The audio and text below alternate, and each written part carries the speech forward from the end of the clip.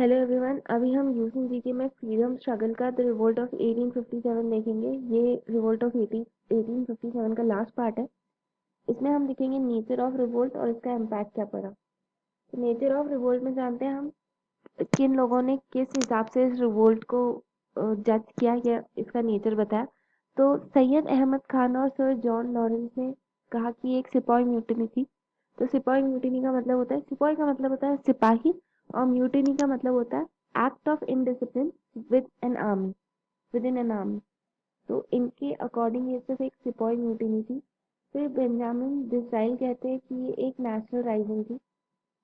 सावरकर के अकॉर्डिंग ये first war of independence थी। इन्होंने अपनी बुक में भी इसको planned war of national independence लिखा है।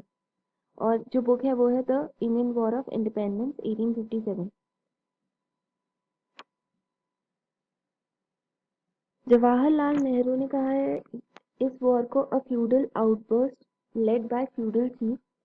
टिया होम्स ने इस रिवोल्ट के बारे में कहा है conflict between civilisation and barbarian. फिर रेशियल स्ट्रगल या वाइट ब्लैक स्ट्रगल कहा है मेडले ने। और Hindu Muslim conspiracy against Christian, ये इसका नेचर बताया है आउतराम और टेलर ने। अब हम देखते हैं कि क्या कह सकते हैं हम इस रिवोल्ट के बारे में। तो ये रिवोल्ट जो था वो स्टार्ट हुआ था, सिपाही म्यूटिनी ही था ये जब स्टार्ट हुआ था।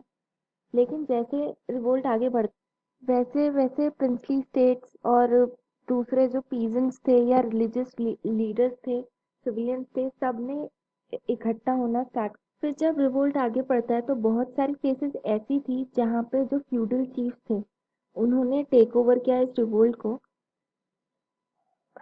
बहुत सारे जो कॉमन लोग थे उन्होंने भी इस रिवोल्ट को सपोर्ट किया, स्पेशली अवध और पंजाब के। हम ऐसा कह सकते हैं कि जो राष्ट्रवाद के बीज है वो इसी रिवोल्ट में यहाँ पे बोए जा चुके थे। ये कुछ इम्पोर्टेंट बुक्स हैं। तो फर्स्ट इंडियन वॉर इंडिपेंडेंस ये लिखी गई थी कार्ल मार्क्स द्वारा। फिर कॉजेज ऑफ इंडियन रिवोल्ट, इसके जो ऑथर है वो है Syed Ahmad Khan. The Indian war of independence, Veer Savarkar. The sepoy mutiny and the rebellion of 1857, R C Majumdar. Civil rebellion in Indian mutinies, S B Chaudhuri. 1857 लिखी गई थी एस एन सेन द्वारा। और रिबेलियन 1857 अ सिंपोसियम, ये लिखी गई थी पी सी जोशी द्वारा। अब हम बात करते हैं इम्पैक्ट ऑफ रिवोल्ट ऑफ 1857 या इस पूरे रिवोल्ट के कॉन्सिक्वेंसेस क्या हुए। इसके इम्पैक्ट तहत एडमिनिस्ट्रेशन जो था इंडिया का वो टोटली ईस्ट इंडिया कंपनी से क्राउन के पास ट्रांसफर हो गया था। तो जो ब्रिटिश मोनार्क है अब और जो ब्रिटिश गवर्नमेंट है वो डायरेक्टली रिस्पॉन्सिबल थे इंडिया के लिए। और अब इंडिया जो थे वो उनके इंडिया के लोग जो थे वो उनके सब्जेक्ट थे। तो ये तो महज एक फॉर्मेलिटी थी, क्योंकि पहले जो चार्टर एक्ट थे 1773, 1784, क्विट इंडिया एक्ट, ये जो एक्ट थे इसके थ्रू कंपनी पर जो ब्रिटिश सरकार है वो अपना कंट्रोल धीरे धीरे जमा ही रही थी। और 1830 से कंपनी की मोनोपोली भी छीन ली गई थी। तो ये सिर्फ एक फॉर्मेलिटी थी।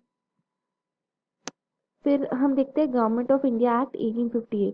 तो गवर्नमेंट ऑफ इंडिया एक्ट 1858 के अंदर जो ईस्ट इंडिया कंपनी का रूल था उसको अबॉलिश कर लिया गया था। ब्रिटेन पार्लियामेंट जो था उसने पूरा रिस्पॉन्सिबिलिटी लिया था इंडिया को रूल करने का। और ईस्ट इंडिया कंपनी जो थी वो फिर से सिर्फ एक ट्रेडिंग कंपनी बन गई थी। फिर गवर्नमेंट ऑफ इंडिया एक्ट के तहत एक सेक्रेटरी ऑफ स्टेट की नियुक्ति हुई। तो ये एक नई पोजीशन बनाई गई लंदन में। और इसके हम कह सकते हैं भारत एक इतना इम्पोर्टेंट कॉलोनी था ब्रिटेन के लिए कि इन्होंने इसके लिए एक स्पेशल मंत्रालय बनाया। और फिर उसके लिए एक एडवाइजरी काउंसिल भी बनाई गई, इंडियन काउंसिल। और उसमें 15 लोग थे जो सेक्रेटरी को असिस्ट कर रहे थे। और इन 15 लोगों में से 8 जो थे वो क्राउन के द्वारा अपॉइंटेड थे। और 7 ईस्ट इंडिया कंपनी के जो पुराने डायरेक्टर्स थे वो थे। फिर जो गवर्नर जनरल ऑफ इंडिया की जो पोस्ट थी जो 1833 में बनाई गई थी उसको viceroy and governor general of India में कन्वर्ट कर दिया गया। और जो सबसे आखिरी और पहले आखिरी गवर्नर जनरल और पहले वॉइसरॉय एंड गवर्नर जनरल थे वो थे Lord Canning. Viceroy and governor general में वॉइसरॉय का मतलब क्या होता है, तो वॉइसरॉय का मतलब है रॉयल फैमिली की तरफ से शासक करने वाला। तो ये था वॉइसरॉय का मतलब। अब हम बात करेंगे the queen's proclamation of 1850। Proclamation का मतलब क्या होता है? प्रोक्लेमेशन का मतलब होता है शाही फरमान। तो क्वींस प्रोक्लेमेशन जो था वो लॉर्ड कैनिंग ने अनाउंस किया था इलाहाबाद दरबार में 1 नवंबर 1858 में। इस प्रोक्लेमेशन में कुछ पॉइंट्स दिए थे, मैं आपको बताती हूँ।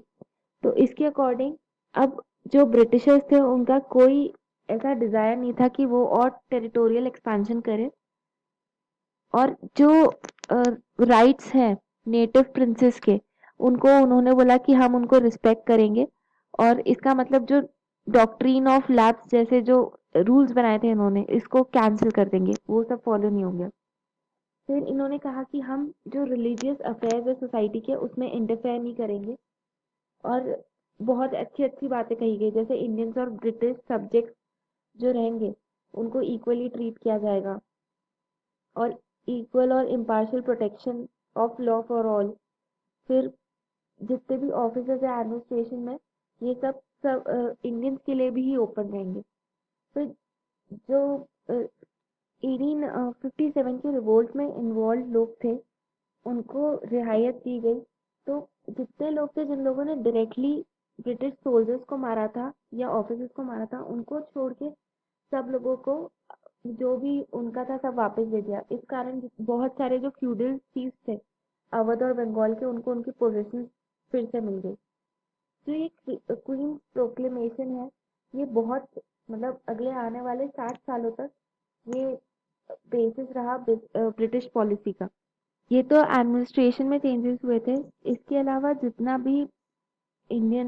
भी एक्सपेंस हुआ था सप्रेशन में इस रिवोल्ट के, वो सब इंडियंस के ऊपर थोप दिया गया था। तो ये था impact of revolt of 1857। Thank you.